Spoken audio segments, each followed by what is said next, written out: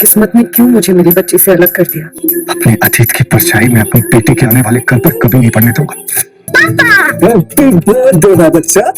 बताओ आपको गिफ्ट में क्या चाहिए? मुझे मम्मा चाहिए।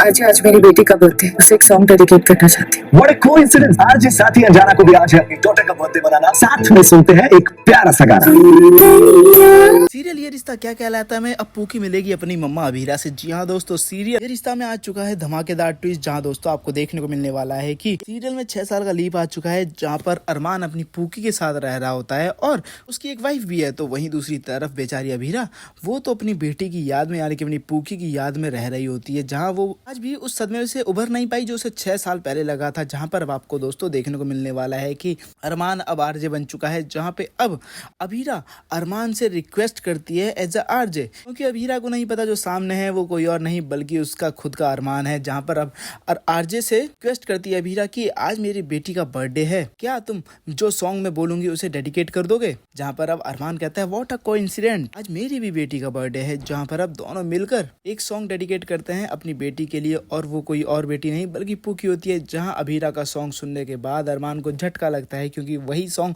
जो अभीरा अपनी पूकी को और बीएसपी को सुनाया करती थी, वही सॉन्ग। जहाँ पर अरमान को झटका तो लग रहा है, तो वही दूसरी तरफ दोस्तों आपको देखने को मिलने वाला है जहाँ सीरियल में अब जब अरमान अपनी बेटी से बोलता है कि बताओ बेटा आज तुम्हारा बर्थडे, तुम्हें क्या चाहिए। जहाँ पर अब पूकी बोलती कि पापा मुझे मेरी मम्मा चाहिए। जहाँ पर अब बेचारी अभीरा वो अपनी बेटी के लिए तड़प रही है, तो दूसरी तरफ पूकी भी उसके लिए तड़प रही है, जहाँ वो भी चाहती कि वो अपनी मम्मा से मिले। तो वहीं दोस्तों अब जल्द ही सीरियल में देखने को मिलने वाला है जहाँ पूकी और अभीरा दोनों आमने सामने आने वाले हैं, जहाँ वो दोनों एक दूसरे से टकराएंगे।